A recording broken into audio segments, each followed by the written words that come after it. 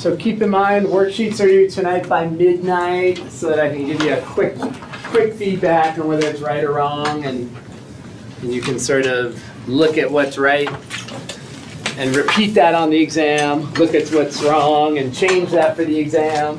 I'll flip them. Exactly. Figure out what to do. Our exam is a week from today, so we'll review all day Tuesday. Today we'll hopefully finish up everything. Maybe we have a couple examples we might have to do at the beginning of class on Tuesday. We'll see. We'll play it by ear. So this was the last slide we did on Tuesday. Let me just remind you that when we're looking at these curves in the first quadrant, usually we have a situation where there's convergence on one tail and divergence on the other. And so when we look at this function, 1 over x squared, we calculated that the unbounded area, the gray region, had an area of 1. And so what we're seeing is that if we focus on the denominator, if this power is bigger than 1 in the denominator, we're going to get a horizontal tail that has finite area. And then we calculated the vertical tail, the blue region, on Tuesday, and we saw that that was an area that was infinite. So both areas are unbounded. You can't put a circle around them. One is finite, though. One is infinite. And that's typically what's going on. So if it's finite on the horizontal tail, typically it's going to be infinite on the vertical tail. So we're going to have that whack-a-mole thing. That if the function gets close to x, it gets further away from y, and vice versa. If it gets close to y, it gets further away from x. So we'll have that. We'll see that pattern as we go, as we move forward. So let's do one where we have an exponent that's under 1. It's positive, but under 1 in the denominator. Okay, so 1 over x is kind of our threshold function. 1 over x, the power is 1, and we showed that there was divergence on both. There was infinite area on both. If we bump the power up to 2, then we had convergence horizontally and divergence vertically. Now let's notice that if we choose an exponent to be less than 1, but still positive, you can just tell from the graph that, oh gosh, now the function's tight on y but loose on x. And you can kind of hypothesize that we'll have finite area vertically and infinite area horizontally just by looking at the graph. That seems probable. So let's show that that's in fact what happens. So now we have the power on x being less than 1 in the denominator. Our suspicion is that the horizontal tail will be infinite and the vertical tail will be finite. Let's do the math. Once again, it's not as obvious with the vertically unbounded region that it's improper, because we don't see like that infinity as a limited integration. The horizontal tails, it's always obvious because you see, oh, it's improper, infinity or negative infinity. But the vertical tail, you have to look inside the integrand and realize that, oh, 0 is a bad point. 0 causes division by 0, so this integral is not a definite integral. It looks like a definite integral, but it's not.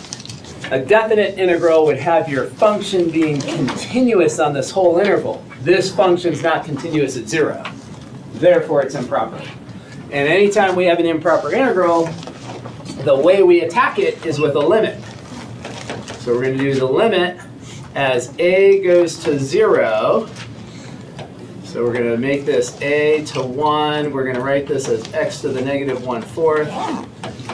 And is it going to 0 from the right side or the left side? The right side. So we have this right-hand endpoint 1 right there. and we're sort of imagining our A value right here, or C, whatever you want. Typically in this book they use a C when it's a vertical asymptote. Obviously it doesn't matter. Whatever letter is your preference, it doesn't matter. Let's use a C though, since that's what they do use for vertical asymptotes. So we're going to 0 from the right. Everybody see that? As we imagine our C value here, we are getting the area between C and 1. That is a definite integral. It's going to give us a function of C, but then we want to let C go all the way over there to 0 from the right-hand side. And when we do our integration here, we can leave the limit out in front. We add 1 to the exponent. We divide by the new exponent, and we evaluate from C to 1. And if we want, we can pull the 4/3 all the way to the front of the limit. It's a constant. Constants factor out, and this is what we end up with.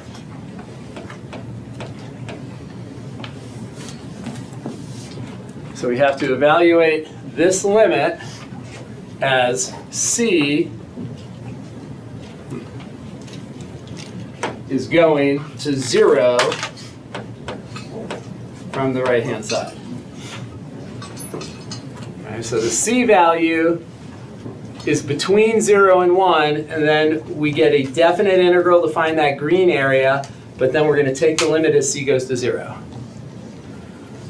So what does this quantity go to? C to the 3/4 as C goes to 0 from the right. C to the 3/4 goes to 0. Because of infinity. Right? 0 raised to any positive exponent is 0. 0 raised to any positive exponent is 0. So that goes to 0. So that tells us that, yes, this is finite. We get 4/3. 4/3 times 1 is 4/3. Okay. So that fits with what we suspected. That vertical tail was getting tight on y. So we suspected that we would get finite, and we did. Now let's go ahead and look at this one. This one, we see that it's indefinite, and this one is horizontal. We'll use a b. So we'll go from 1 to b, same integrand, x to the negative 1/4. And again, our suspicion here is that this will be infinite. We look at that tail, and it's like, oh yeah, if it's finite here, probably infinite there. That's going to be our experience. We have the same antiderivative here. So this is going to be x to the 3/4. We add 1. We divide by the new exponent. Dividing by 3/4 is the same as multiplying by 4/3. From 1 to b, we factor out the 4/3.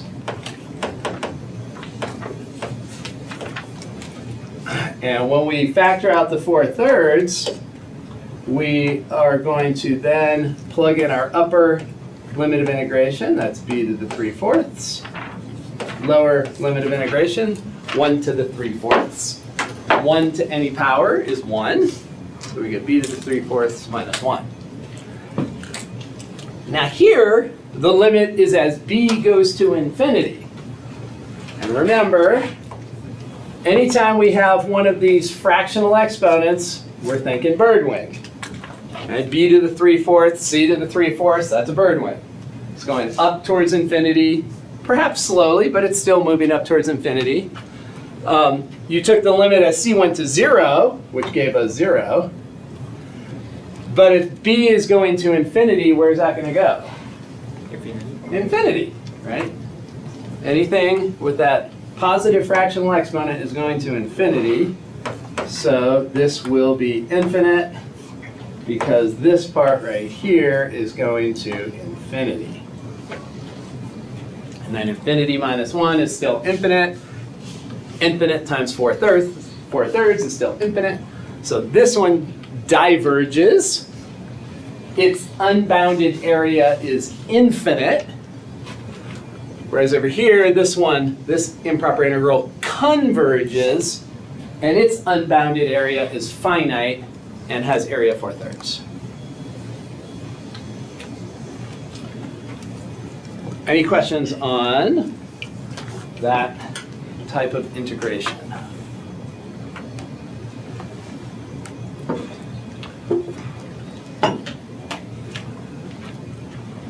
All right, let's try another one. So here, we have a vertically unbounded region. Not obvious when you look at the integral that it's improper. Right? You see numbers on the limits of integration, not obvious. But then you dig in a little deeper and you realize that this lower limit of integration is a bad point. That's a point of discontinuity. If you plug -3 in for this x, -3 times 2 is -6, -6 plus 6 is 0. Division by 0, bad. Asymptote, division by 0, asymptote in this case. So the region that we're trying to find the area of, the limits of integration are -3 to 1. So over here is 1. And what we're going to do is pick a c value that's in between. And so we're going to integrate from c over to 1. That'll give us, that is a definite integral from c to 1. That'll give us a function of c. And then we take the limit as c goes to the bad point. So it's going to go to -3 from the right-hand side. So our area will be the limit as c goes to the bad point from the right. And that will be c to 1. And then we have, let's rewrite this with a negative exponent in the numerator so that we can just use the power rule. So we have that. So we have a linear function, 2x plus 6, raised to a power. So we can use power rule with RCR, reverse chain rule. So we leave the limit alone out in front. It's just lingering, waiting to be activated. We have a 2x plus 6. We add 1 to -2/3, so we get 1/3. We then divide by 1/3, which will be a multiplication by 3. And we are going from c to 1. How about the reverse chain rule? What does that do?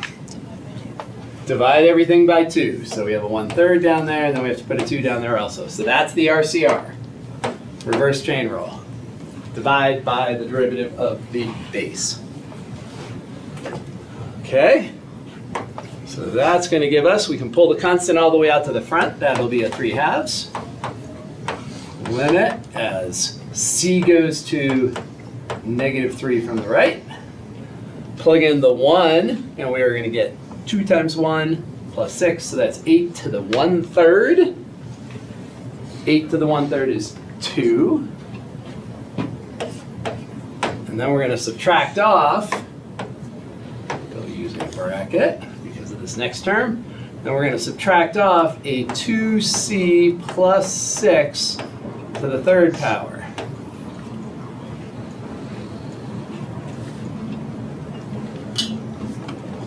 Everybody okay with that? Will you explain why you put the 2 in the denominator? So 2 is the reverse chain rule. When we integrate something that has a linear base, we always, in the end, have to divide by the derivative of that. So that's reverse chain rule. If you were differentiating that quantity, you would use chain rule and you would multiply by the derivative of that. You'd multiply by 2. When you're integrating, you reverse it and you divide by it.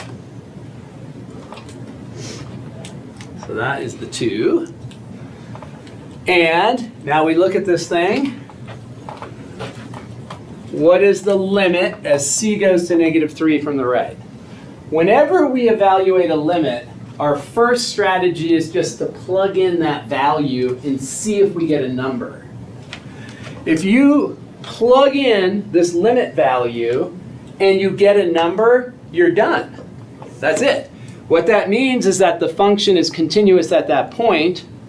And in Calc 1, you learned that if the function is continuous, then its value and limit are the same. If a function is continuous, the value of the function, the limit of the function are the same. And so the first thing we check is we just plug in the -3. If we plug in -3 there, we get -6 plus 6, which is 0. 0 to the third is 0. We get a number. So we're done. So in here, this is all going to go to 0. Because if we plug in our limit value, we get 0. That's the easiest way to do a limit. If you don't get 0, if you don't get a number, if you get division by 0, then you have to do more work. But if we get a constant, we're done. So that tells us that this overall answer is 3/2 times 2, which is 3. So that is the area unbounded. So now let's see if this fits with the intuition we've been trying to generate. We have a vertical tail. The power on x in the denominator is fractional. That checks. We have seen that when we have a power on x in the denominator bigger than 1, we have convergence down low and divergence vertically. And if we have the opposite, if we have a fractional power, we end up with divergence down low and convergence vertically. So if we have a fractional exponent, the vertical tail will be finite, the horizontal tail will be infinite. So it matches with what we've been seeing so far. Now with these powers of x, you can really generate that intuition looking at the power of x in the denominator. The next one, we don't have a power of x, so this one's going to be different. We have exponential functions. So that doesn't quite have the same intuition, especially if it's some quotient with exponential functions in it. So we don't have quite that intuitive piece that we can rely on to double check. So integrating from 0 to natural log of 3. Again, not obvious that it's not a definite integral, right? You just glance at it, it looks like a definite integral. For these type of problems on the test, will we be given the graph, or would we? If it's a crazy function, absolutely. Okay. Yeah. If it's a simple function like a 1 over x squared or 1 over x to the 4th or something like that, I wouldn't give to you. But something that is not naturally easy to graph, I would absolutely give you the graph. And when you look at that, is it clear that 0 is the bad endpoint in that interval? Ignore the graph for a second. If you just look up there, is it clear that 0 Yeah. is a bad point? If you plug in 0, you get division by 0. E to the 0 is 1. 1 minus 1 is 0. That's in the bottom. That's causing an asymptote. So that is the point that we have to concern ourselves with. That means we're going to put our C value somewhere in between. We just imagine this C value right there, and we are going to find the area right here. We're going to find that area. That area is a definite integral, but it's going to be a function. It's not going to be a number. It's going to be a function of C, because that C will be in the limit of integration. We'll end up with some sort of function of C. But then we can take the limit of that function of C as C goes to our bad point, namely 0, from the right. C is going to approach 0 from the right. Okay, so anytime we have an improper integral, the first thing we always write down is limit. You have to write down limit. Do not forget that. And so this will be as C approaches the bad point from the right-hand side, because that asymptote's to its left. And we will now have the limit from C to natural log of 3, e to the y over e to the y minus 1, 2/3 dy. This integral is now a definite integral. That's a definite integral. This function is continuous on the interval c to natural log of 3 as long as c is to the right of 0. So that's now a definite integral. That integral will in fact find the area of this purple region, but it will be a function. It's going to be a function of c. And then we'll just take the limit as c goes to 0. All right, so now we have to integrate that thing. U sub. So with first step, we look, do we recognize an antiderivative? No. Next step in the triage process, does regular substitution work? Regular substitution will work if you choose a quantity and that quantity's derivative is present. And yes, the natural choice for any substitution is what's in parentheses, what's in the square root, what's in the exponent, what's in the angle. So our choice was this down here. So we look there and we say, what's the derivative of that? Derivative of e to the y minus 1 is e to the y. That's present. It's in the numerator. So good. That's good. That tells us that we're on the right track. So u substitution is going to work. So we have du is equal to e to the y dy. There's our substitution. So this will give us limit. Now we're changing the variable of integration from y to u. With improper integration, trigonometric substitution, don't convert your limits. Just wait till the end. Go back to the original. It's usually the best bet. 9 times out of 10. So who knows what the limits are? We'll put placeholder limits there. The numerator is going to be du. And the denominator, well, let's move it upstairs. So this is going to be u to the 2/3, but we want to put it in the numerator so that we can use the power rule. So we're going to end up with that. So e to the y dy is the du, and then in the denominator we have u to the positive 2/3. So if we bump it up top, we switch the exponent sign, get u to the negative 2/3. That's an easy integral with the power rule. Limit in front, add 1, so we get u to the 1/3, adding 1. Divide by the new exponent. That means multiply by 3. We don't know our limits. We're just putting placeholders here. And now we can convert back. Pull the 3 out if we want. Don't have to, it's your choice. C is going to go to 0 from the right. Let's get that back in there. And u is e to the y minus 1. So we're going to have e to the y minus 1 all raised to the 1/3 power. And now we're back to our original limits, c and the natural log of 3.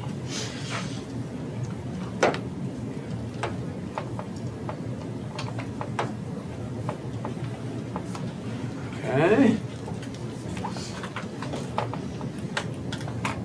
Now we just need to stick our limits in there.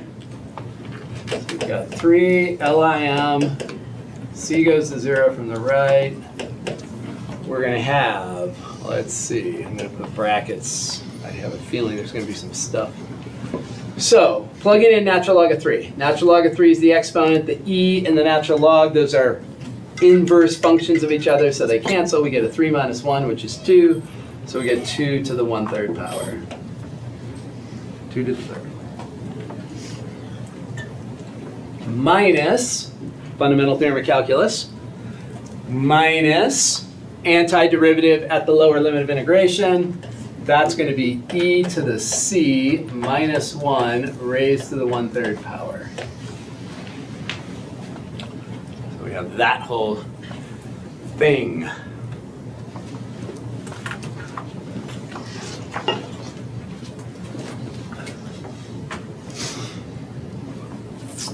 Okay. First thing we do when evaluating a limit is stick that limit value in. And if we get a number, we're done. If we don't get a number, we have to go back to the drawing board. Let's see if we get a number. So 3. The limit of 2 to the 1/3 is constant. Limit of a constant is constant. So that stays. Then we look over here.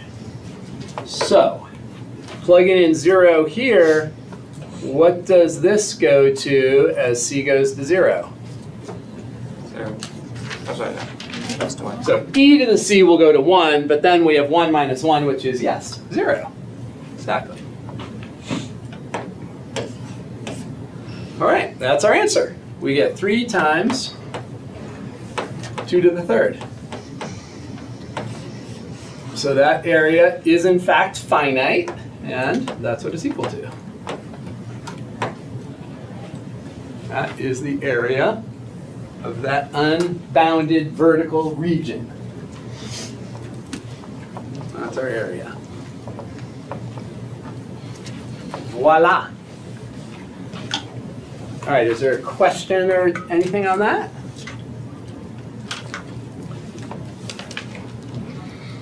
One thing you'll notice in this chapter, at least, or in this section, I should say, the integration steps are usually pretty straightforward. Usually they're going to give us fairly straightforward integrands with regular substitution or something. Usually. So we're not doing this with trig sub, at least at this point. Was there another one on this page? No. Oh, we did two. Oh, yeah, we already did 2 on this page. So now this one, though, does have a little bit of extra oomph to it. This one is integration by parts. All right, so let's look at this and think about some of the ideas we've talked about so far. This is a horizontal tail. We see in the limit of integration that there is an infinity. So right there, we know it's improper. So we know the next thing we write down is limit. As soon as you identify that you have an improper integral, the next thing out of your pen is limit. That's what we're going to write down. So this is going to equal the limit as b goes to infinity, 1 to b, natural log of x over x squared dx. All right. Now, when we glance at the region up here, we have talked about, these ideas with the power of x in the denominator. And we've seen that if the power of x in the denominator is bigger than 1, we have convergence if the numerator is a constant. Or if the numerator is a bounded function like inverse tangent. So the power of x in the denominator, if it's bigger than 1, is causing convergence if the numerator is well behaved, if it's a constant, or if it's capped, if it has a limit, if it has a bound on it. Now this is a little different. The denominator is going to infinity, but the numerator is also going to infinity. So there's a little bit of tug of war between the numerator and denominator. We know, based on our experience with graphing, that that denominator is going to infinity faster than the numerator is going to infinity. So the limit of this quotient is 0. Right, natural log goes like this, very slow. X squared is a polynomial that jumps up pretty fast. So we know that the limit of this is 0, that the denominator goes to infinity faster than the numerator. So its limit would be 0. But that still doesn't tell us whether this function going to 0 is going to 0 fast enough. We're not sure. So this one's a little bit unknown. So we're going to have to do the math here for sure. Now we do know that natural log goes to infinity very slowly. So maybe we say, okay, well x squared goes to infinity significantly faster than natural log does, so we're hoping that it's going to be finite. We'll see. Let's find out. Okay, well, this is a product. There's no immediate antiderivative. U substitution's not going to work. If you let u be x squared, its derivative is not present. If you let u be ln x, its derivative is not present. All right, so we can't use u sub. The fundamental use of integration by parts is when you have a product. We have a product here. We can't use regular substitution. We're going to go to integration by parts here. They tell us to use integration by parts also. But that is a product. Remember that division is multiplication. Sorry to interrupt. Yeah, it's okay. There was this rule we learned in Calc 1 called Hoppetopos rule. L'Hopital. Yeah. L'Hopital. Would that work here? So L'Hopital's rule works when you're finding a derivative. So when you're finding a derivative and you have an indeterminate form, so if you were taking the derivative of this, yes, both go to infinity, so you could take the derivative of the numerator, derivative of the denominator, and you could evaluate the limit that way. But it's not useful here. Not here, yeah. So yeah, not in an integral. That's with I think I might have just said derivative. When you're calculating a limit and you have something like 0 over 0 or infinity over infinity, then you use L'Hopital's derivative top, derivative bottom. And we are going to use that later this semester quite a bit. And the idea there is very simple. If two functions both go to infinity, their limit, if you look at the derivatives of each, the derivatives are the best approximations of each, the ratio of the best approximations should approach the same thing as the limit of the functions approaches. So the idea behind L'Hopital's is, okay, we can't calculate, we get infinity over infinity or 0 over 0, but if we replace each with its corresponding best approximation, the quotient should behave similarly. So we will do that a lot, but that is for calculating a limit. So a limit when you have an indeterminate form. Yeah. Thank you. So here we are going to use integration by parts, and we have choices with integration by parts. We can put the ln, we see two functions. We can put ln with u or with dv. Putting it with dv doesn't make sense because then we would have to integrate natural log. Maybe some of you know by now that the integral of natural log is x ln x minus x, but it's easier to put it over here because we know its derivative is very simple. So we're going to do that. We're going to stick the ln with the u, and then dv is everything else, which is x to the minus 2 times dx. And then we integrate to get v with a constant of integration equal to 0.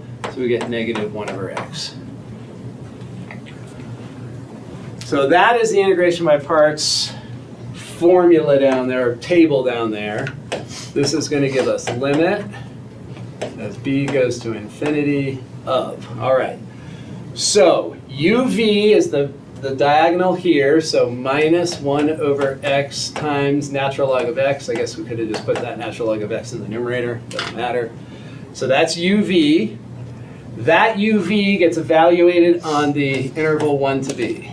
Let's put a big set of parentheses. We'll see if we need brackets or parentheses. Probably brackets is better.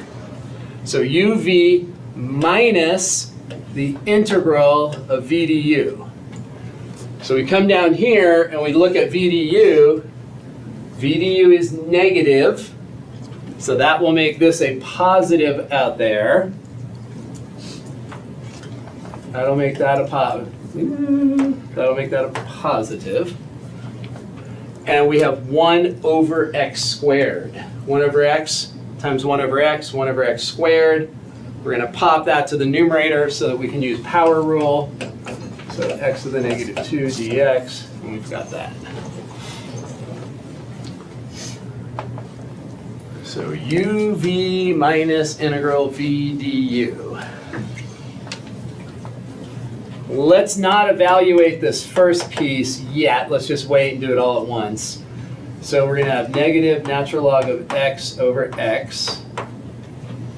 Here we integrate that. We've already integrated that before. This is going to be negative 1 over x. Add 1 to the exponent, divide by the new exponent. And then all of this gets evaluated on the interval 1 to b. So we will have limit as b goes off towards infinity of minus natural log of b over b minus 1 over b. So that's the upper limit minus, now we're going to do the lower limit, And I'm plugging in the 1 here. Natural log of 1, that's 0. Plug in 1 there and we get 1, so 0 minus 1.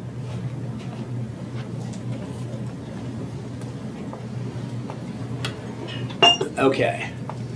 Before we take the limit, let's just clean this up a tiny bit. We probably, sure you can kind of see what's happening, but let's just clean it up. So we get minus ln b. That's so funny that you just brought that up because look, here's an indeterminate form right there. If we plug in, if we let b go to infinity, we have infinite over infinite. So good segue. Good segue. So we get that. Okay. All right. What is the limit of 1 over b as b goes to infinity? 0. 0. So that's one of our basic limits. If the top is constant and the bottom's going to infinity, that fraction's going to 0. All right, so that's one of our basic limits, that this one here is going to go to 0. And of course, the limit of 1 is 1. The limit of a constant is itself. So now we have this indeterminate form right here. And so what we are going to do is this. When we have an indeterminate form of infinity over infinity or 0 over 0, that's when you use L'Hopital's rule. So L'Hopital's rule says that this is all going to be equal to the limit as b goes to infinity of the quotient of derivatives. So we take the derivative of b and get 1. The derivative of ln b, we get 1 over b. So 1 over b, and there's a minus out in front of that one.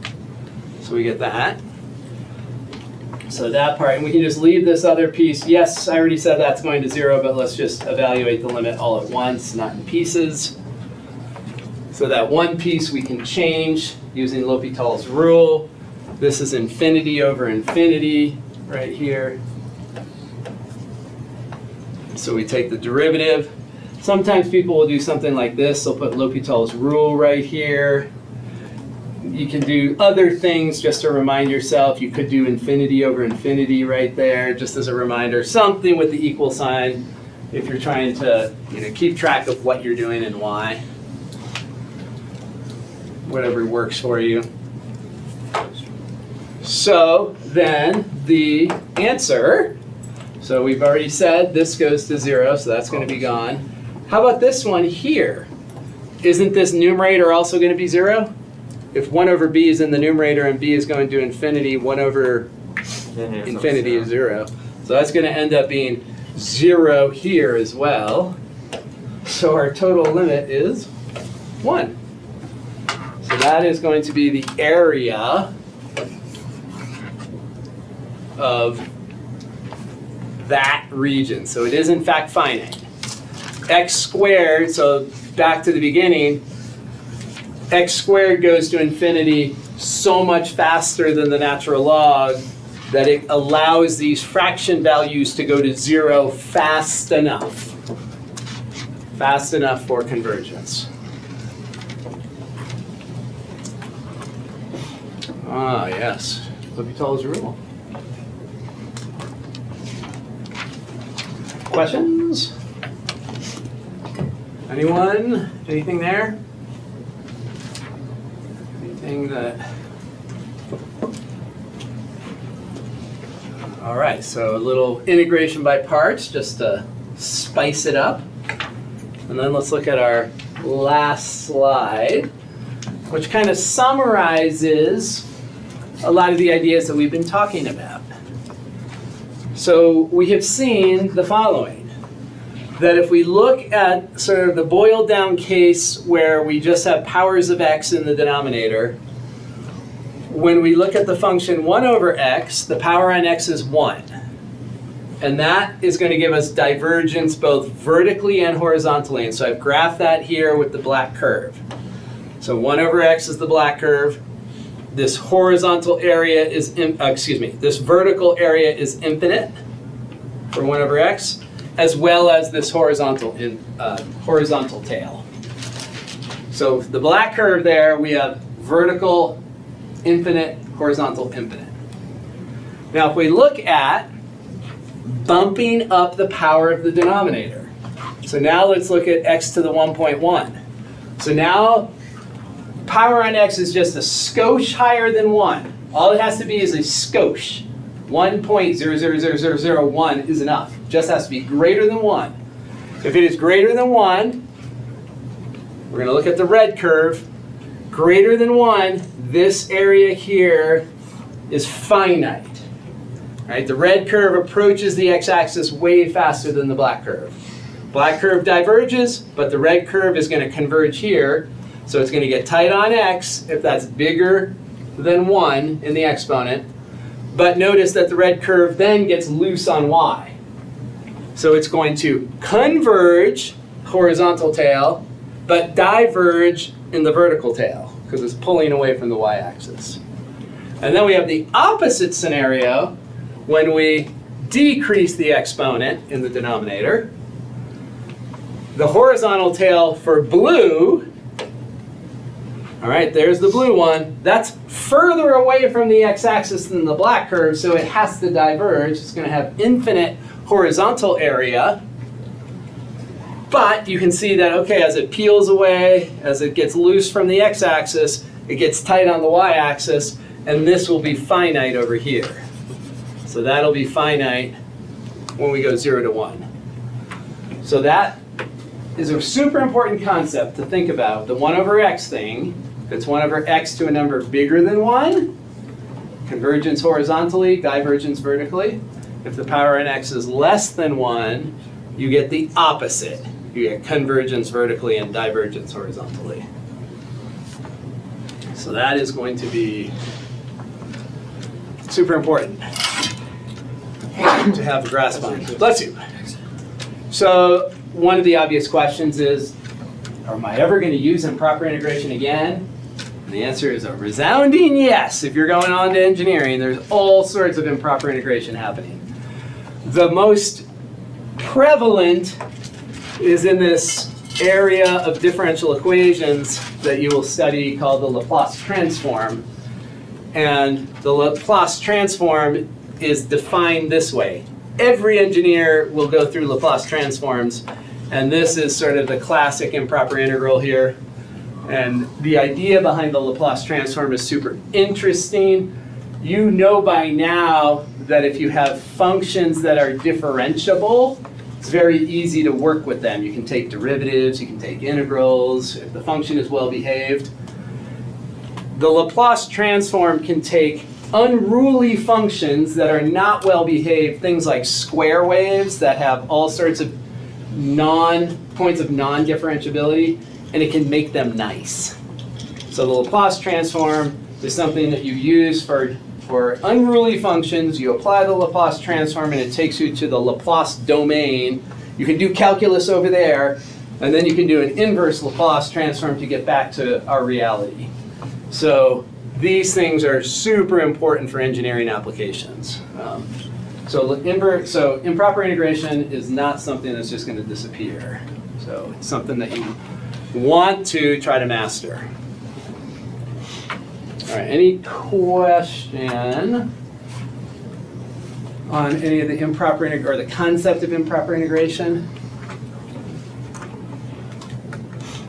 It's your first sort of exposure to things that are almost philosophical. You know, we didn't talk about Gabriel's horn again.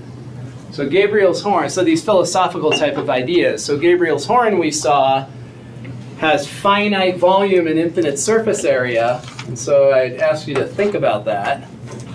So finite volume, infinite surface area, in all the books they call it Gabriel's paradox or Gabriel's, something like that.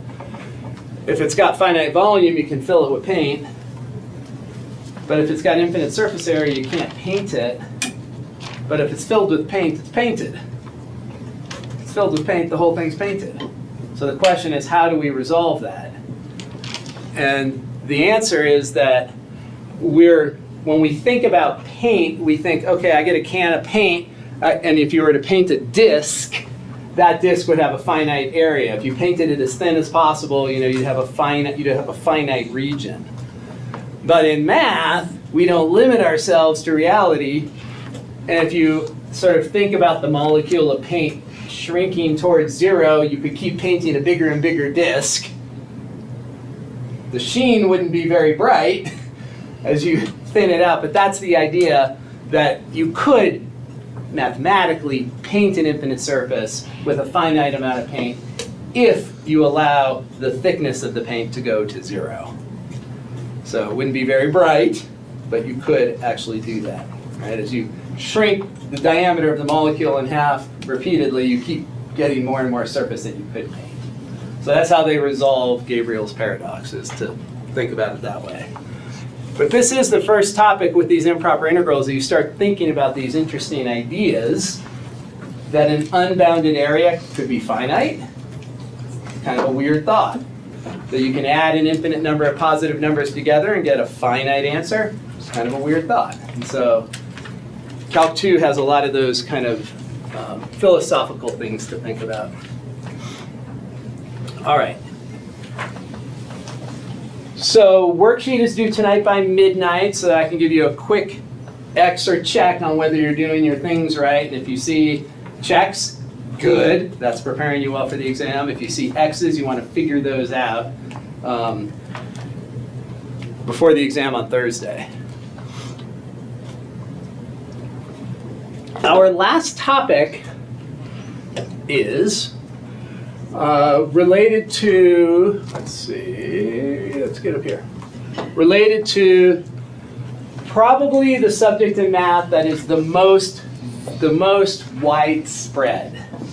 And that is the concept of differential equations. And we, in this class, Calc 2, very basic introduction to differential equations. All of you going on in engineering will take hardcore classes in DiffyQ, if not more than one. So we talk about ordinary differential equations and partial differential equations. Ordinary differential equations are when you're dealing with curves. Partial differential equations is when you're dealing with surfaces. That is where the money is to be made, PDEs. If you can be good at solving PDEs, you will be rich. Solving PDEs is a super technical, complex process. And before you even get to taking a PDE class, most students would take ODE1, ODE2, and then PDE1, PDE2. So there is a lot of stuff with differential equations, both ordinary and partial, as you go on, depending on which direction you want to go. But every type of field uses differential equations in one way or another, because differential equations, if you can solve a differential equation, that is how you predict the future.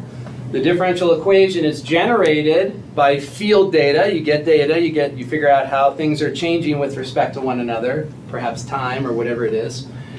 And then you have to solve it. If you can come up with a function that solves that empirical data equation that you create, then you can predict what's going to happen down the road, and that's how all our companies are making money, predicting what's going to happen in certain situations. So this, you see it in physics and finance and biology, and just everywhere you look, differential equations.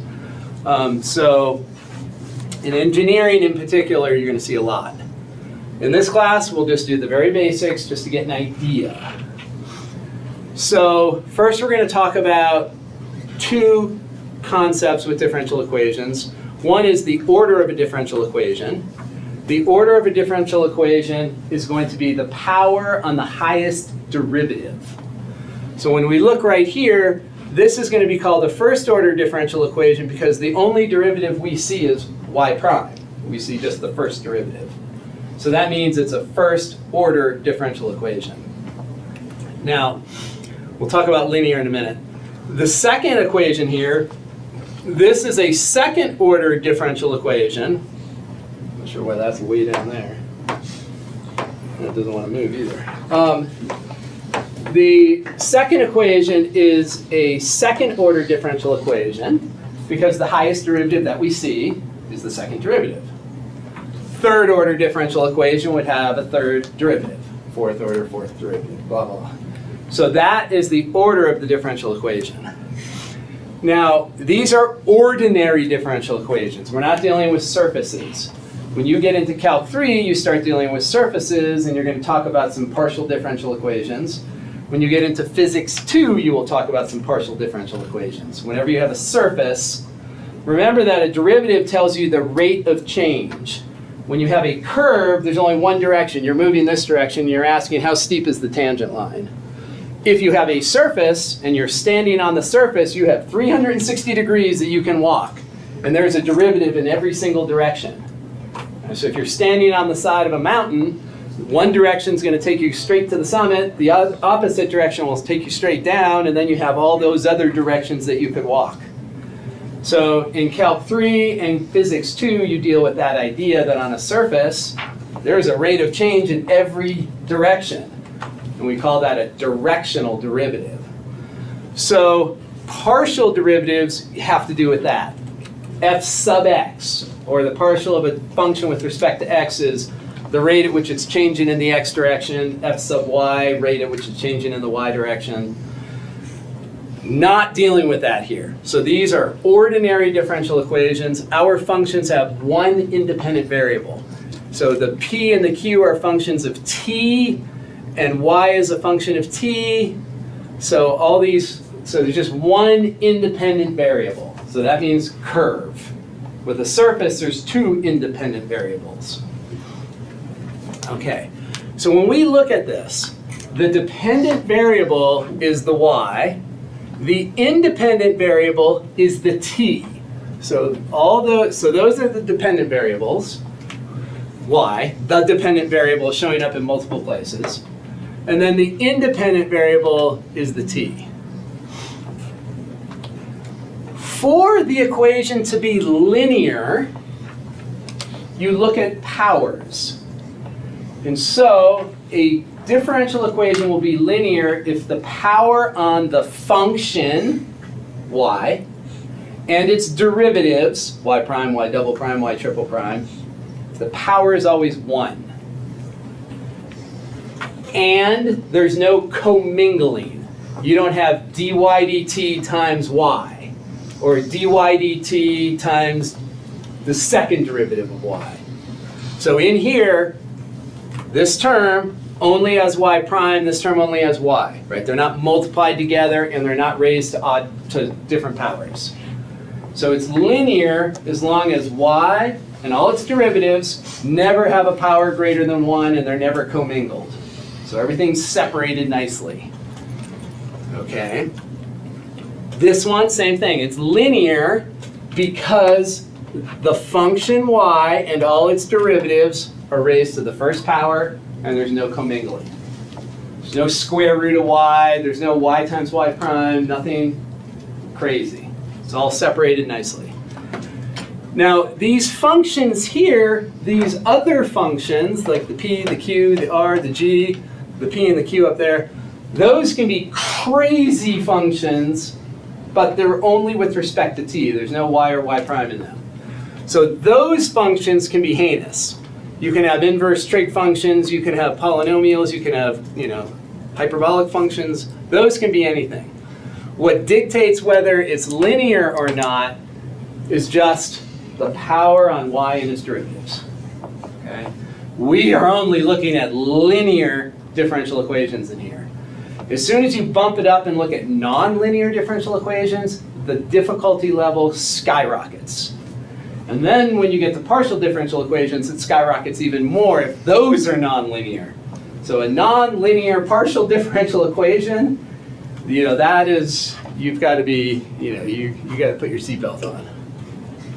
Okay, so the first thing we're going to look at is what does it mean to solve a differential equation? There is our differential equation right there. And the solution of a differential equation is found by integration. Okay? You've already been solving differential equations. You've been solving very basic ones. So this is our differential equation here, and the first thing they want us to do is just test. Let's just show that this general function, we've got a constant in it, so it looks like an antiderivative, right? Let's just show that that is a solution to this differential equation. So first, we've got our y. Let's find y prime. Y prime will be 3c to the t squared. And all we do to prove that that is a solution is plug it and its derivative or derivatives in and see if we get a true statement. Remember, a solution to an equation is something that creates truth, creates a true equation. So let's see if it does. So here we're going to have t multiplied by y prime, which we just found to be 3ct squared, minus 3 times the original function y, ct cubed. Does this equal 0? I'm going to put a question mark there because we're testing. We're trying to decide if this is true or not. Is this a true statement? And sure enough, commutative law of multiplication, this becomes 3ct cubed minus 3ct cubed. Does that equal 0? Well, yeah, we get 0 equals 0, so that checks. So that means that that is a solution to that differential equation. So a differential equation is just an equation with derivatives. So that is a solution. Now, at this point, we don't know if that's the only solution. And that's going to be an important part of differential equations. When you use a differential equations technique, are you coming up with a unique solution, or is there other solutions that you just somehow aren't aware of? So you'll deal with all those issues in the DE class. Okay, so next we have something that's a little more than just a differential equation. We have our differential equation right there, but we also have initial values. So this is going to be called an initial value problem. And we want to know if, oh, and I highlighted too much there. We want to know if this initial value problem, there's our differential equation, there is our potential solution. So we want to verify that this function satisfies that differential equation given these two conditions. And that's typically, you've done this with the position, velocity, acceleration stuff. You know, those are really differential equations. When you write that a equals negative 32 or a equals negative 9.8, that's a differential equation, and you integrate it to get the velocity and integrate it again to get the position. Those are differential equations. So let's check. So we've got our function. Let's first test to make sure that this initial value is correct, that it's true. So we look at the function. This says y of 0 is negative 3. If we plug in 0 for t here, do we get negative 3? Yes. Cosine of 0 is 1. 1 times negative 3 is negative 3. So this condition checks. Now let's find the derivative. So the derivative, y prime, is going to be minus, cosine's derivative is negative sine, so it's going to end up being positive 9 sine of 3t, using the chain rule. Derivative of cosine is negative sine, so the negative offsets the negative, making a positive. The chain rule says take the derivative of the angle and multiply it by the outside, so we get a 9. So there's our derivative. Now let's check this initial value. So this initial value is based on the derivative. It says y prime of 0 is 0. We come over here, we plug in 0. Sine of 0 is 0. 0 times 9 is 0. So that condition also checks. So both of those are legitimate initial values. Now we have to see if the equation is satisfied. So is the equation satisfied with y and its derivatives? So we need a second derivative here. So this is going to be 27 cosine of 3 times t. So we've got that. Now let's plug them all in and see. So we're going to plug in 27 cosine of 3t plus 9 times the original function. So 9 times negative 3 cosine of 3t. Does that equal 0? And sure enough, we get 27 cosine 3t minus 27 cosine 3t. And I would normally put a question mark here because I'm not sure, is it true or not? We get 0 equals 0, that checks. So that is a function that has initial values that satisfies that differential equation. So the inside of the sine 3t, so the 3 and the t are not together, those are two separate things? Well, it's 3 times t. 3 times t. Are you thinking product rule? No, because the thing is that wouldn't be the derivative of 3t be just 3? Yes. And then, And that's what we multiplied the outside by. oh wait, absolutely, yeah. No, you're not stupid. So 3 times 9 is, yeah, so we just took the derivative in here and got a 3 and multiplied it by the 3 and got a 9, and then we took that derivative, got a 3 and multiplied it by the 9 and got a 27. All right, let's take a break there. We'll take a 2-minute break and then we'll do some more differential equations. Go for like problems like C, it's just like Some fun with ODEs. evaluating that each, like every time you go there, you could correctly do something that equals to that. That's C. The very first question is probably the hardest on it, and it has to do with this type of piecewise defined function. And what I want to show you, normally when you have a piecewise defined function, the derivative is different depending on which piece you look at. So if you look at this function here, this function, it's got an absolute value, which is a built-in piecewise function, and it's going to be equal to itself if what's inside the absolute value is positive, and it's going to be equal to oh, I wrote that incorrectly actually. I wrote that wrong. Let me back off this minus sign. It's going to be equal to this if what's inside is negative. So if we just, the natural log is on the outside of the absolute value part, right? And the absolute value part is equal to what's inside the absolute value part if what's inside is positive. So you just erase the absolute values if this is true over here. And if you wanted, you could solve this for x and see that means that x is less than 1. And this one, same thing, you could solve for x and this would show that x is greater than 1. So does everybody agree?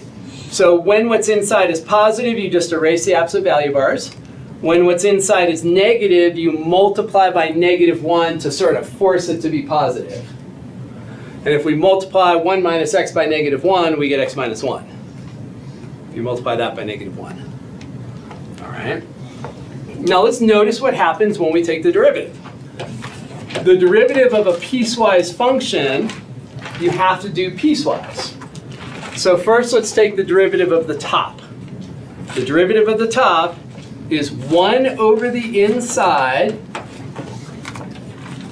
multiplied by the derivative of the inside, which is negative 1. All right. So we have that. Now let's take the derivative of the lower one. That's 1 over x minus 1. Okay. Now, in this top one, you could distribute the minus from the top into the bottom. And if you distribute that minus down into the bottom, whoa, you get the exact same thing. So this is going to allow you on that first problem, if you use integration by parts, if you let u equal natural log absolute 1 minus x, then du is 1 over x minus 1 dx. Does that make sense? So it's uncommon that the derivative of a derivative of a piecewise function will actually turn into just a single function. It's unusual. Usually you have different derivatives for different pieces, but we see with this example, this is an example where we can actually let u be a piecewise defined function and not have to be all stressed out and do it in 2 separate pieces because its derivative is the same regardless of which piece you go down. So that's kind of nice. So that's the key for the first one. That is the key. So look at that carefully, and the rest of the worksheet is much more plug and chug with powers of sines and cosines, secants and tangents, and some improper integration. Okay, so let's go back to differential equations. We finished that one, we're here.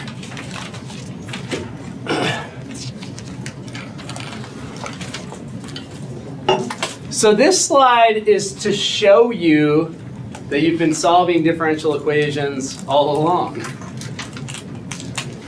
So if we want to solve this equation, you solve a differential equation by integrating. If you have y prime to get to y, you integrate. So we're going to integrate both sides with respect to t. If we integrate the left side with respect to t, we get y. Now we're going to integrate the right side with respect to t.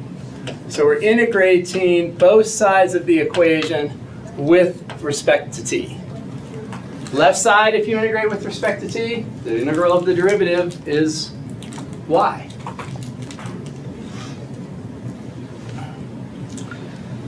So, nothing too crazy here. So this integral, the integral of an exponential is itself divided by the derivative of the exponent. The derivative of the exponent is -2. So there is our family of antiderivatives. Or some books will call it the general antiderivative. Wouldn't it be 3? Yeah, would it be T? 3t? Yes, thank you. Yeah, that's a bad integral. Bad integral. Thank you. Yes, 3t. Good catch. Swish.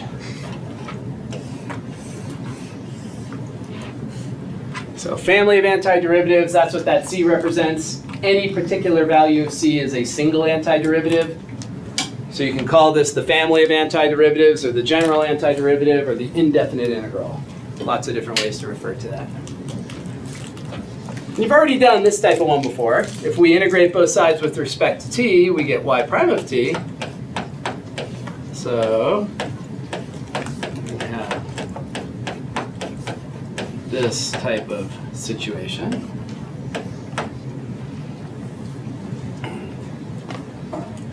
And then we just do what you did, what you already know how to do. So we'll use the power rule for all of these. Hopefully we can use the power rule correctly. I think I did it correctly this time. I'm going to put a C1 right there because we're going to integrate again and get a C2. If you have a second order differential equation, like this one, when you integrate twice, you end up with 2 constants of integration. First order diffie-q ends up with 1, second order ends up with 2, third order ends up with 3 constants. So it depends on the order. Second order is going to end up with 2 constants. Any questions on that step? So we're just using our power rule, add 1 to the exponent, divide by the new exponent. So then we integrate again with respect to t. And I'm going to write the integral down. Could probably cut straight to the chase, but we'll write it down. Got that. So y will equal, we add 1, we get a 6, divide by the 6. Add 1, get a 2, divide by the 2. Add 1, get a -1, divide by the -1. And then we're going to have C1t plus C2. So the solution to a second order differential equation will be a general antiderivative with 2 unknown constants. So there's our y. So this is a lot like what we did back in the first chapter, where we were starting with acceleration and building back up to position. Yeah. So the C1, wait, is that C1t? Yep, C1 times t. So this is a constant, and when we integrate a constant, we get a constant times t.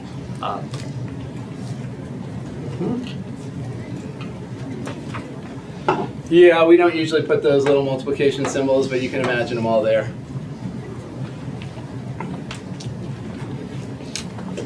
All right.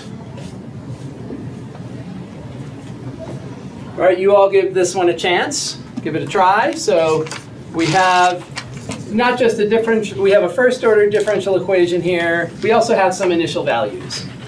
So solve that initial value problem. So that means find y. Whenever the instructions say solve a differential equation, it means find y. That's what you're trying to do. Find y. And then it says find y with that initial condition.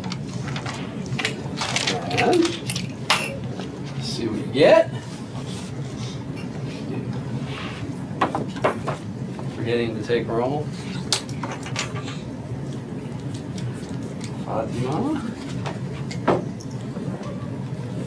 Arnulfo. Nikesh, not here. Nolan is here. Jack is here. Jordan is here. Danny is here. Chewy is not here. Texted me earlier. Brianna, where is she? Causing trouble elsewhere. Edmund. Lawrence. Trayvon. Gilbert is here. Kishore dropped. Rod is here. Bell is here. Peyton is here. Dalila is here. Ben? Cannot remember what Ben looks like. Does anyone know Ben? He hasn't been here in a long, long time. Alvaro is not here today. Jose is still here. Ishmael here. Reza here. Sebastian here. See, I did it.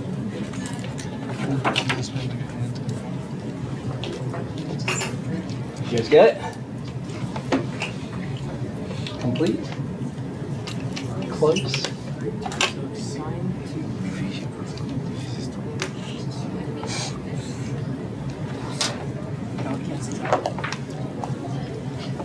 So y is going to be the integral of y prime.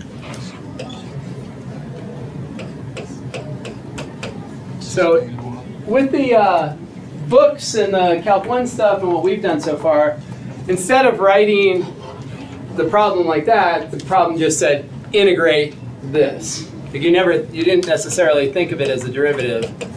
So the book up to this point has just always said evaluate this integral, right? But they could, it's the same question if they say solve this differential equation. It's the same thing. So when we do our integration here, we integrate term by term, so we get negative cosine of t. And then we integrate cosine, we get sine. The angle can't change when you integrate or differentiate, but we do have reverse chain rule, so we get that. And then we use the initial value condition to figure out what the c is. So this says the y value will be 4 when the t value is 0. So we're going to come through and plug in 0 for each of those t values. So we'll have 4 on the left, and then cosine of 0 is what? Negative 1. Cosine of 0? What is one? Positive 1. Right. And then it's negative one. Oh, my question was what is cosine of 0? Sorry. Cosine of 0 is positive 1, but yeah, the result is negative 1. Thank you. Okay, I'm with you. I'm comprehending something.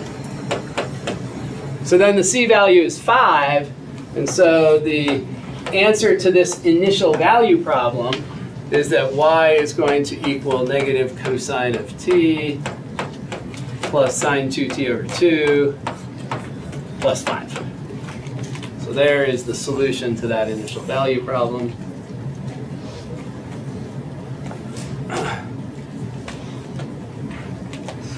All right. This one is a product in here. When we go to integrate that, we don't know an immediate antiderivative, so y prime of t is the integral of t e to the t dt. And the first thing we should think of if we can't use substitution is when there's a product is integration by parts. Integration by parts is a reverse product rule. And so let's go ahead and do that. And the natural choice here is to use t for u, and dv will be e to the t dt. And the reason that's a natural choice is that when you pick the power of t for u, your differentiating takes the power down a step, so it makes it easier. And then we integrate over here to get v. So this will equal u times v, so that's t times e to the t, t e to the t, uv minus voodoo, integral of v du. So we get t e to the t minus e to the t plus c.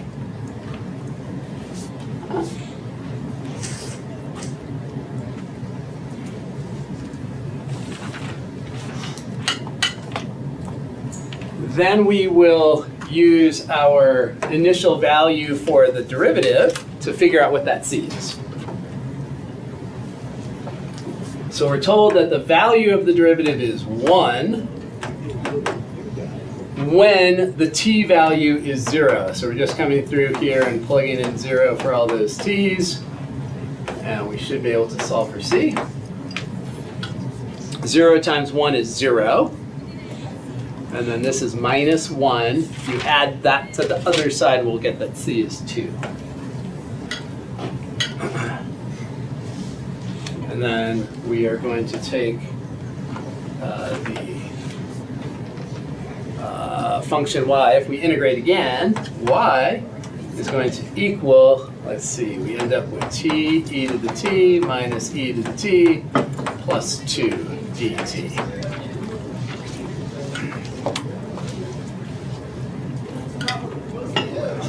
Now, we already integrated t to t, so we can cut to the chase. We could do integration by parts again if you want, but we already know the integral of that. The integral of t e to the t is this. So it's t e to the t minus e to the t. So that's the antiderivative that we're going to use for this first part. And then we integrate negative e to the t, which is itself, and then we integrate 2. And then we get another constant. We can use the same letter because we already resolved that one and it's gone. So this is our function, y. You can write it as y or y of t, doesn't matter. It all depends on the context. Sometimes it's useful to have the independent variable in there, sometimes it doesn't matter, so it's your choice. Now we use the other initial value. Y of 0 is 0. So we're plugging in a 0 here, plugging a 0 here, plugging a 0 there, 0 there, 0 there.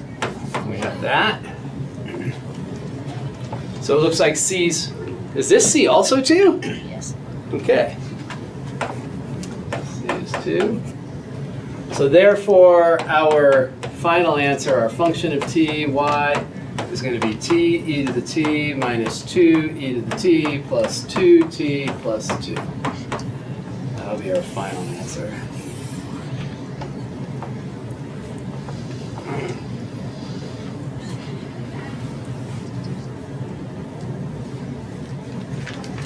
Okay, not too bad. This section is pretty user-friendly. So now we're going to do our first real technique for solving a differential equation. So the very first technique that you learn is something called separation of variables. And so this is where just basic integration is not going to be enough. We have to do a little bit more. But the little bit more that we do is not too hard. So, separation of variables, when we look at it, what it means is that you can somehow separate the dependent variable and the independent variable. So you're able to put all the y's, including the dy on one side, and all the x's or t's, including the dx or dt on the other. So you can separate x's on one side, y's on the other. Or t's if you're using t's. T's on one side, y's on the other. So that's what it means to be separable. We try to separate. So here's what we do. So we go The first thing we do is write the y prime in differential form, so dy dt. So we have that. We want to end up with the differentials in the numerators. We don't want any fraction with a dx or a dt down in the bottom. We want to have everything on the same line. So the next step that has to happen, and you can do two steps at once, but we at least need to see that, oh gosh, we need that dt on the other side. So the differentials first have to get split by multiplication. But now it's not separated yet. It's not separated because on the left I've got commingled variables. I've got a t and a y. That's bad. We want to get only t on one side, only y on the other. Now the dt must stay here because I don't want it in the denominator on the left. So that means my only choice is to move these guys over here. Now it is separated. Now we have a separation of the variables. All the terms with a y are on the left, not many terms, but, and the t's are on the right. That 5 can be on either side. You could have 5 in the numerator on the right, or you could have 5 in the denominator on the left. Doesn't matter. The constant can float. And then here's where it gets weird. We integrate both sides. The left side with respect to y, the right side with respect to t. Like, Just left and y. so the left side is just a y. The integral of dy is y. The d represents a differential. The s represents an integral. Those just undo each other. The integral of dy is y. And on the other side, let's see. I'm going to move that exponential to the numerator. We don't know how to integrate exponentials any other way. Got to put it up top. So the 5 comes out. The 5 floats. Constants float. In and out of integrals, in and out of derivatives, in and out of limits. Constants have special powers.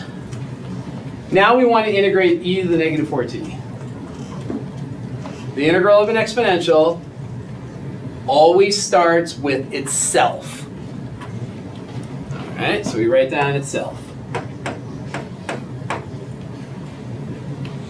And then the exponent is not just t or x or whatever.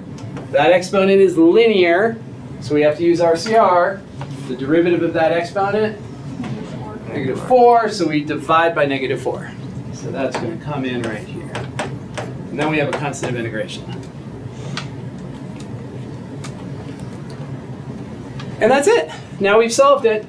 Perhaps we would move this and write it a little bit differently, but that is the function that satisfies that differential equation.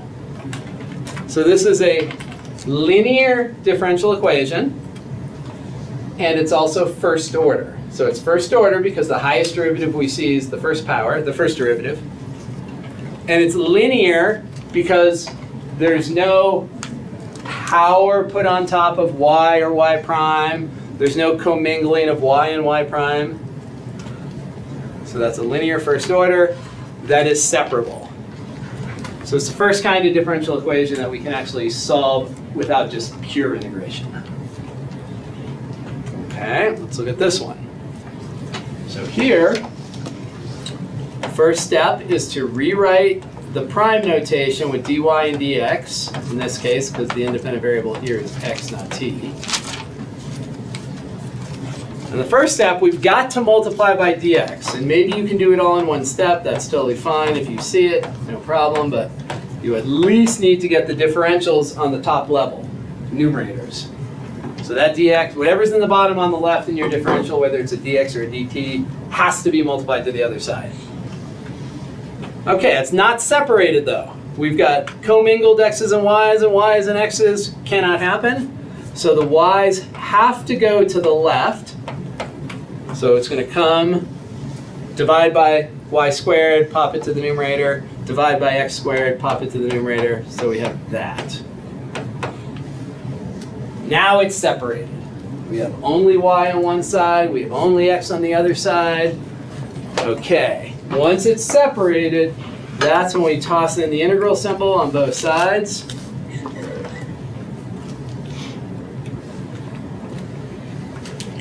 On the left side, we add 1, divide by the new exponent, so we get negative 1 over y. On the right side, we get negative 1 over x. And then we add a constant of integration, plus c.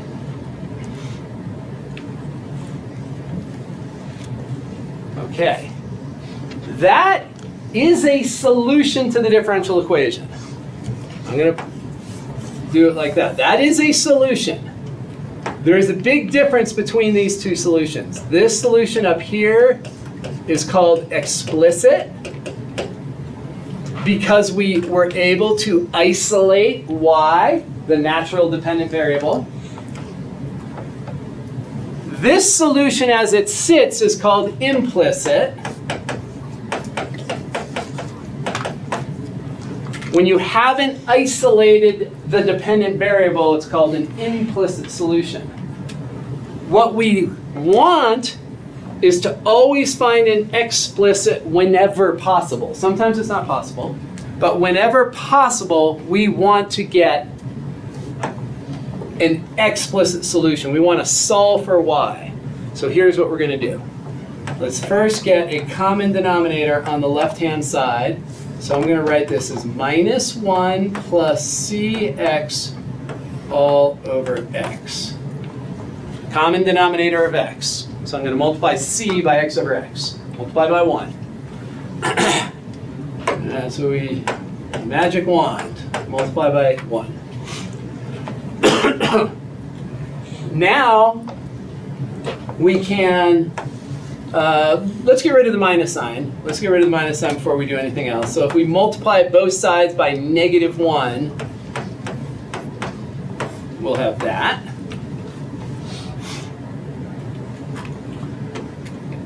When you have a fraction equal a fraction like that, we can flip both sides. So we can, if you want to think about the justification, you could cross multiply, cross multiply and then divide whatever you want to divide. But long story short, you can do this. If you flip, if you have just single fractions on each side, you can flip both sides. But you have to have single fractions on both sides. Now we have an explicit solution. This is the desired result. Explicit solution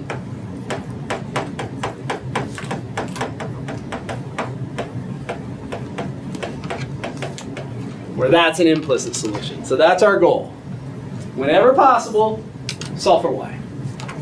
Not always possible, but if it's possible, solve for y. Any step there that you're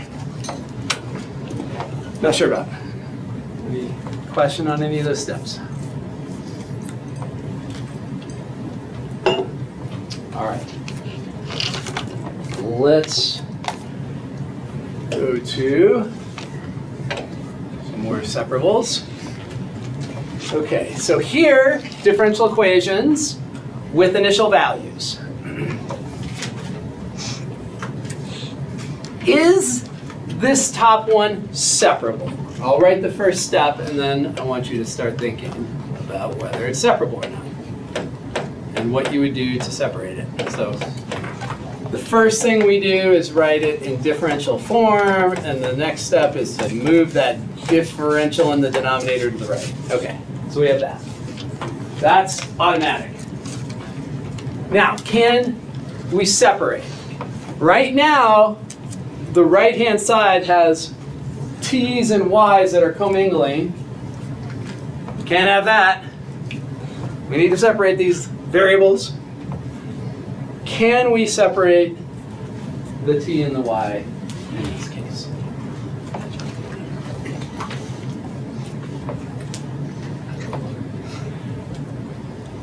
If we take the natural log of the right side, then we have to take the natural log of the left side.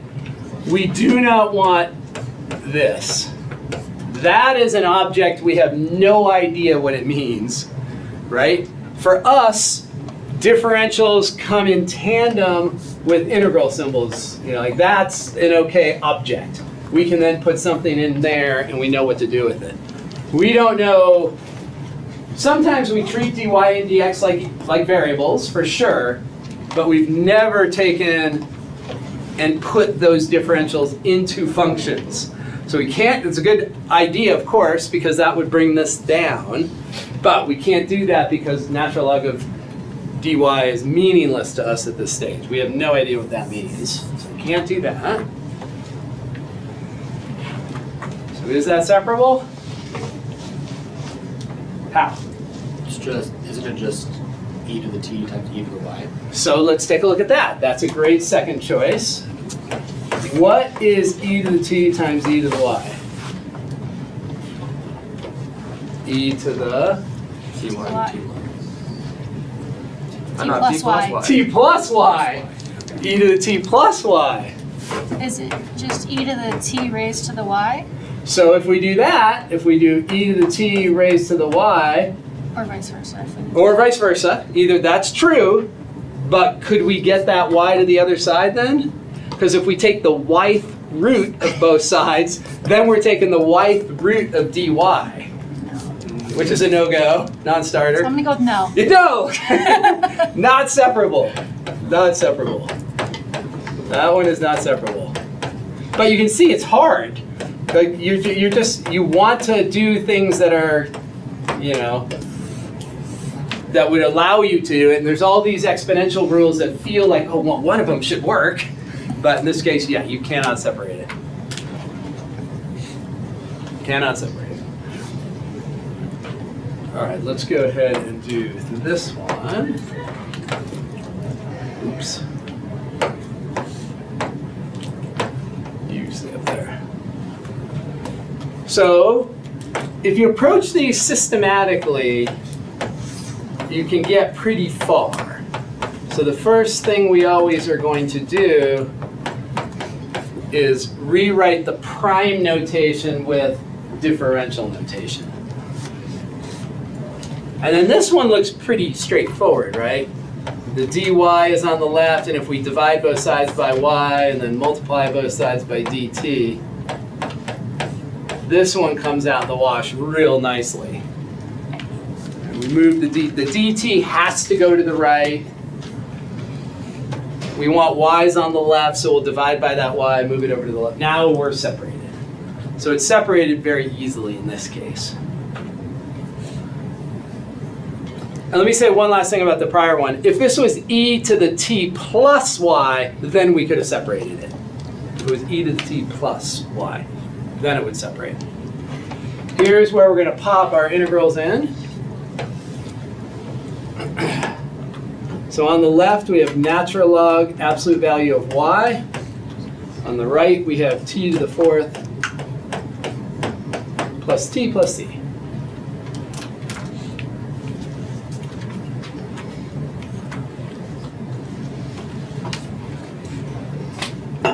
That is an implicit solution to the differential equation. So that's implicit. So this is great, but not final step. So that is an implicit solution because we haven't isolated the y. We want to isolate the y. So here, to isolate the y, we will exponentiate both sides. We have that. We still have not isolated y. We don't have y on the left, we have absolute y, which is not quite just y, so we still have more work to do. Now check this out on the right. Here is the critical step on the right. Now this exponent is being added, so we could do that. Right? Powers multiplied together, you add the exponents. And then e to the c, that's just a constant. And anytime we have a constant when we're going through this string of solving a differential equation, we can always write it as c. If we have a constant and we square it, well, we could just write it as c again. So we treat it like a recycle bin. Anytime we do something that's just more constant stuff to it, we just keep it as a c. Clearly it would be different, like when I write this next step here, that C is different than that C. If we had some initial value, we would be going into the very last step though. We don't ever need the prior C's. So there we go. Now, on the left, what is the absolute value of y equal to? It's either equal to y or negative y, right? It's equal to plus or minus y. Well, plus or minus y is a constant multiplication. So we can now, once we have this multiplicative constant in front on the right, now we can eliminate the absolute value bars. Because we have this constant on the right, right? If absolute value of y is either plus 1 times y or minus 1 times y, we can move the minus 1 to the other side. So that C on the right-hand side can be positive or negative, depending on what our initial value dictates. So that can now disappear once we have that multiplicative constant, and this is our explicit solution. So that's our goal. On the test, I will say, find the explicit solution so that you know that it can be done. And it does give us a Oh, initial yeah. value. So there is our explicit solution. Let's go ahead and find the initial value. So find C. So y of 0 is 4. So 4 is the value of the function when we plug in 0 for the exponent. So for the t value. So we'll end up with e to the 0. Yeah. Is there gonna be a question where it's gonna be like, I don't know why there would be one, but if it was like, convert the explicit or implicit back to its original form or something? No, going the other direction? No. Okay. Yeah. We'll only be going this direction where we start with the differential equation and go down. Going the other direction, it would say find the derivative of. Yeah. Yeah. So yeah, we won't do that with this stuff. What does our C value have to be then? 4. 4. So then C that is- means that y has to be positive because Yep. of the constant. For that initial value, yep.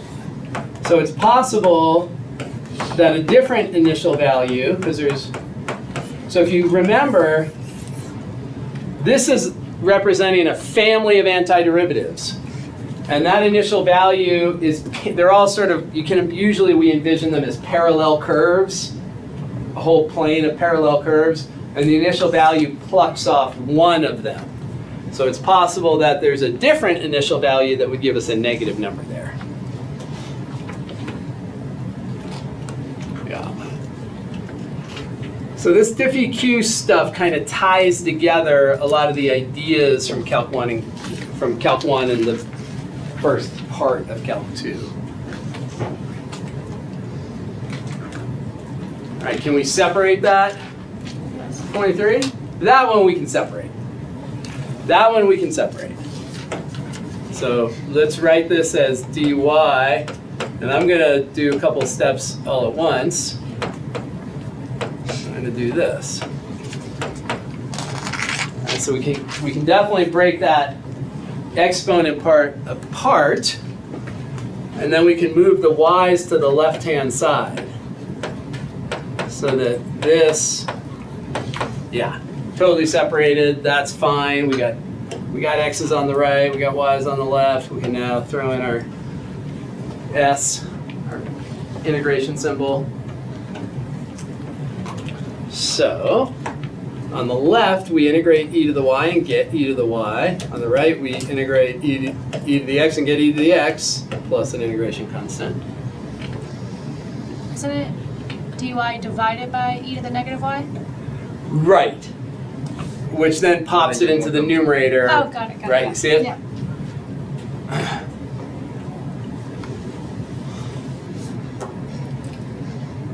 That's an implicit solution. To make it explicit, it's very simple. What do we do to both sides? We'll take the natural log of both sides, and we're done. There is our explicit solution. We'll look at our initial value in 1 second, but there's our explicit solution. Now the initial value, the function is going to be equal to natural log of 3 when the constant, when the x value is 0. E to the 0 is 1. So we're going to have that. If you have a log equal to a log, the insides have to be equal. We are not dividing by ln. We're not dividing by ln. We're exponentiating both sides. Right? We put an e down here on both sides so that we get the insides are equal. We're not dividing by ln. So c is 2. So therefore, our explicit solution for this initial value problem is e to the x plus 2 inside the natural log function.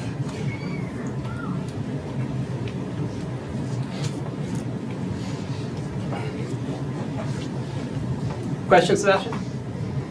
Yeah, so can you explain again when you substitute the y 0 equals ln of 3 to the explicit solution? So go from Yeah. here. Mm-hmm. So first we are plugging in natural log of 3 for y, Right, plugging in 0 for x, right. so those aren't there. And then we exponentiate both sides. These cancel and give a 3, these cancel and give e to the 0, which is 1, plus c. Gosh, I hate other roles. So the right-hand side here is e to the 0 because we plugged in that 0. Right. Mm-hmm. And e to the 0 is 1. Yeah. And then to get rid of the logs, we exponentiate both sides Oh, okay. Never mind. to get rid of the logs. Gotcha. Or you can think to yourself, if you have the log of A equals the log of B, well, then A and B have to be the same. Okay, so there's one more here. I'm going to leave this one. I want to get to this next stuff before we depart today. So this one we can do on Tuesday, or you can do it over the weekend. So there was a change made in the curriculum to Calc 2, which starts today. And that is that in Calc 2, we are now, at the bequest of the engineering program, we are now going to cover some basic center of mass problems. We're just going to do basic two-dimensional. Normally in our curriculum, we wait for center of mass till Calc 3, where you can find the center of mass of a solid or the center of mass of something that is regional, something that's an area, something that's flat. The engineering folks, so because of the way our two-year program works, when you get into the engineering classes, you get into those classes a little bit earlier than you would if you were at a four-year school, and so it's helpful if you have a concept of a center of mass earlier rather than not till Calc 3. So we are going to look at center of mass in math we call it a lamina. It's just a two-dimensional region. It's just an area. And a center of mass is the same as a centroid if the region has uniform density. So a centroid is a balance point. Like if we take this rectangle, the balance point's right in the middle. So that's the geometric center. A centroid is the geometric center of an object. If there is uniform density, it's still the middle of the rectangle. You know, if the density were higher in one area or the other, then you could get a center of mass that's kind of weird. We are going to look at the most basic case, the centroid case, which means center of mass with uniform density. Okay, so we're trying to find the balance point. We're trying to find the geometric center.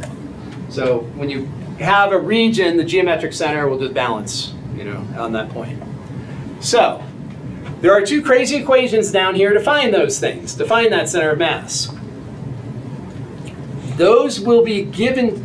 Oh, that did not update. I updated that in my office before class. That did not update here. That is supposed to update. This is supposed to say, these equations will be provided to you on the exam. That's what it's supposed to say. Let's get rid of that. I'll fix it. I'll fix it later. Okay, so let's talk about center of mass for a moment. if we go to the simplest possible case, the teeter-totter case, the one-dimensional case where we just have a teeter-totter, there is one new word that we have to introduce called moment. And a moment is mass times distance. So when we look at these two masses that are on this teeter-totter, the moment on the right is the mass times the distance to this fulcrum. We're going to assume it's in equilibrium right now. So if it is in equilibrium, the mass times distance on the right must match the mass times distance that's on the left. So if it's in equilibrium, they have to have equal moments, which means the fulcrum, in order to create equilibrium, to create that balance, the mass times distance here must match the mass times distance there. So our new word is moment. It just means mass times distance. So if we have a bunch, let's blow that up a little bit. It seems small. So if we have a bunch of masses located at a bunch of x coordinates, we can find the sum of the individual moments to get the total moment. So right here, we're going to take mass 1 times x1. x1's just the coordinate of the first mass. So it's distance to the origin, etc. So we're just going to multiply them all together, and we're going to get the moment. That's the total moment. So each individual one is a moment. And you can think of a moment informally as a tendency to rotate. So if we're thinking about, if you look at the tip of this pencil, the bigger the mass gets here, the more likely it is to rotate, right? And so as the mass times distance gets bigger and bigger, that tendency to rotate increases. If the mass were tiny or the distance were tiny, the tendency to rotate is less. So informally, we think of a moment as a tendency to rotate around a point or possibly around an axis. Tendency to rotate. So to figure out the actual balance point in this one-dimensional case, we first find the total moments, we add them all together, and they must add to 0 if you're getting balance. So you're going to have some masses to the right of the origin, some masses to the left of the origin. So some of your moments are going to be negative, some are going to be positive, and you have to they all have to add up to 0 in order to get balance. So that's what this says right here. They have to all add up to 0 right there if you're going to have this equilibrium situation. All right, because this x value, the x value over here would be, if we thought of this as the x-axis, in order for this to be balanced, the sum of them must be 0. All right, if we put coordinates on here, technically the distance is positive, but the coordinate would be negative, right? So the actual value for this center of mass, or this, well, in this case it is definitely center of mass, we have the sum of the moments divided by the total mass. That's going to actually find the center of mass. So we find the total moment by adding all the little moments together, find the total mass by adding all the little masses together, and if we do moment divided by mass, we will get center. Center of mass or centroid. So M is the sum of the masses over here, the sum of the little masses.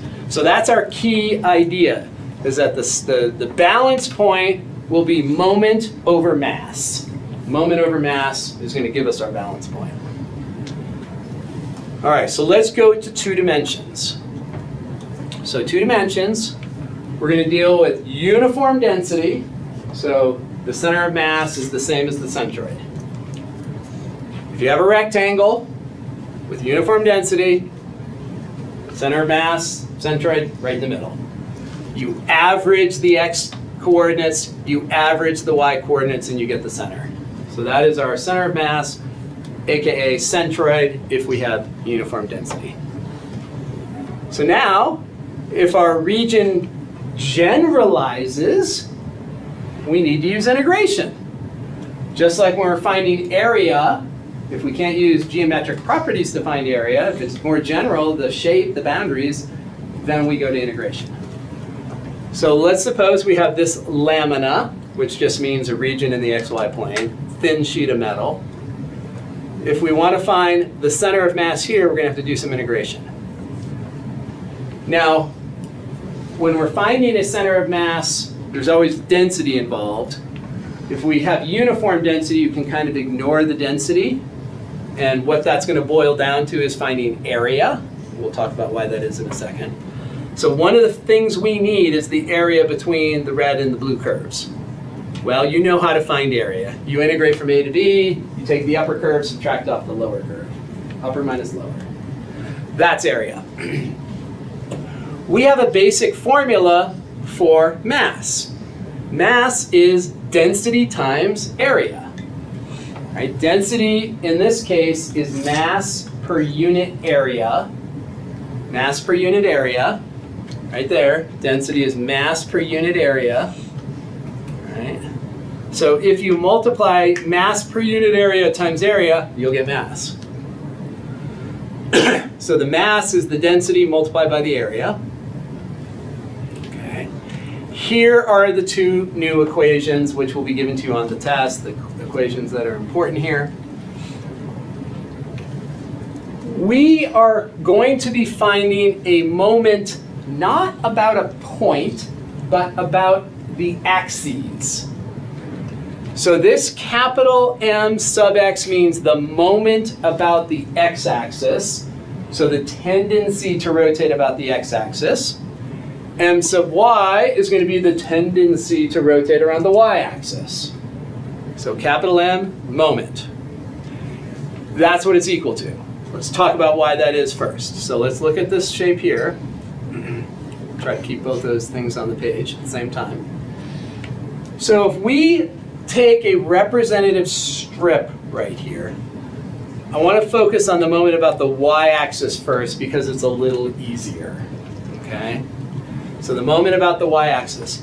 If we imagine this rectangular strip with uniform density, it's a rectangle. The center of mass for a rectangle is right in the middle.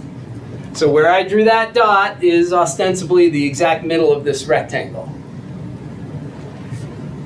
That point has coordinates x, y. How far is that rectangle from the y-axis? X.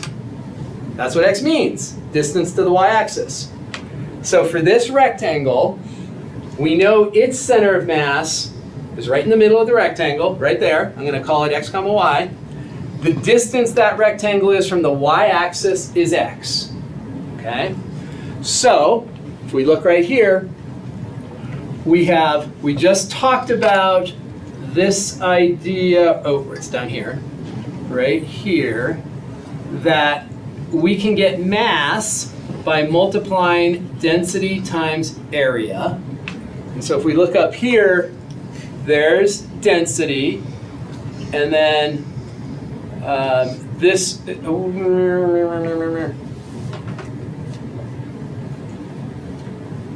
yeah. So density multiplied by area is going to be mass, but then we have to multiply by distance to get moment. Moment is distance times mass. So if we have mass, rho, and this whole integral other than the x, that whole integral other than the x is area. And if we multiply that by the distance, then we have moment. So the f minus g dx, that's area. And then we multiply it by x, now we have moment. So we're taking this rectangle, and its distance to the y-axis is x, so if we multiply that by x, we now have the moment about the y-axis. So moment about the y-axis is going to be area multiplied by density. So there's the area, and then to turn it into a moment from mass, we have to then multiply the distance. X is the distance. So distance times mass will give us moment. That one's a little bit easier because we can see f minus g is the height of the rectangle, dx is the thickness of the rectangle. So we see that the integral of f minus g dx is area. And then we multiply by density to get mass. and then we multiply by x to get moment. X is the distance to the y-axis. So that is the moment about the y-axis. The moment about the x-axis is a little less intuitive. Let's look down here for a moment. I guess I have the equations here as well. So if we're going about the x-axis, we still have the area as f minus g dx. That's area. So we have the f minus g dx right here. So if you look at this equation, it's kind of interesting. So down here with this one, we have f squared minus g squared, which is f minus g multiplied by f plus g. There's also a division by 2, which I'm going to associate with the f plus g. So this factors, this difference of squares factors, the f minus g is the height of the rectangle. The dx is the thickness of the rectangle. So once again, we have f minus g times dx, which is area. This point's distance to the x-axis, if we're trying to find the moment about the x-axis, how far is that point from the x-axis? The average distance is right there. If we imagine this whole rectangle, the idea is that we want to find, if we take the center of mass of that rectangle, it's right in the middle, so we could average the distance. And that's what f plus g over 2 is. That's the average distance to the x-axis. So that's why we end up getting, now this pair of equations up here, that's why we end up getting these two equations. Now, the kicker is that we have to get the actual center of mass. And like we do up here, x bar is the sum of the moments divided by the total mass. We do the same thing down here. So the final two equations right here, we do the sum of the moments, which is m sub y. There's an infinite number of points, so we had to use integration. Divided by the mass, that's going to be x bar. And the sum of the moment around the x-axis divided by the mass, that's going to be y bar. So one thing you have to sort of keep in mind is that x bar has the m sub y bar has the m sub x. Because the x bar is a distance from the y-axis, and the m sub y, we're thinking of a distance from the x-axis. So the moment about the y-axis, if we're rotating around the y-axis, that's an x distance. The moment around the y-axis, we need to know how far away we are from. Can you scroll back up real quick? Yeah. So right there, why is it one about the x-axis, one about the y-axis? Why do those have their own x and y then? Say that right here. Yeah. And what was the question again? You down below, the x and y are flipped. Yes. So this is the moment versus the center of mass. Gotcha. So we find our moment, and then we divide by the area in this case. The rows cancel because each one of these has a row in it. Yeah. So the rows cancel. But to get to x bar involves the moment about the y-axis, and y bar is going to involve the moment about the x-axis. The moment about the x-axis, we need to know how far away we are from the x-axis, which is a y-coordinate, and vice versa. The moment about the y-axis involves an x bar because the moment about the y-axis, we need to know how far we are from the y-axis, which is an x-coordinate. So it's a little reversed. Those two equations are going to be given to you. That's how we get them. And let's do, so we don't have problems in our textbook about this. So what I've done is I'm going to go through 4 examples, and then there's 4 problems here that you can work for homework. And we'll go over those on Tuesday. So these 4 examples, I'll go through those, and then those problems are for you to work, those 4 extra problems. So here are the 2 formulas that are given to us. In engineering, they always give them to you. So there's x bar and there's y bar. We've got this region here. This is a lamina, or a region in the xy plane, and we want to find the balance point. center of mass, centroid, whatever you want to call it. Upper boundary curve is negative 3x plus 6. Lower boundary curve is 0. Left boundary is 0 over here. So first we need the area of the triangle. So we integrate the upper function minus the lower function from 0 to 2. Area of the triangle. Or you could just do half base height. So the two equations involve 1 over the area out in front. So we find our area of 6, and then to get our coordinates, the actual center of mass coordinates, we have to divide by the area. And then for the x bar, we are going to integrate x times f minus g. That's the moment about the y-axis. The moment about the y-axis, your x units from the y-axis. That's why the x is there. So all we do is we take our original integral right there, we put in an x, we integrate. Do the integration, and this is what our x coordinate will be for the center of mass, 2/3. So 2/3 somewhere right around, there's 1, so 2/3 somewhere in there. So that's going to be x bar. Similarly, to find y bar, we're dealing with the moment about the x-axis, so we're going to do the f squared minus g squared thing, right there. The upper function is f, the lower function is just the x-axis, so it's 0. So we're going to take the upper function, square it, the lower function, square it, do the integration, and we're going to get 2. So our center of mass is going to be right there, 2/3, 2. So really, this is just boiling down to plugging your functions into these two formulas, and that's about it. Let's look at a trapezoid. So we've got this trapezoid. First, we have to find the area of the trapezoid. That's pretty easy because we're going to do the upper function right there, the lower function right there. So there's the upper function, there's the lower function. We're taking the difference. That's our area. X bar and y bar both include 1 over the area. So 1 over the area is going to be 4 over 69.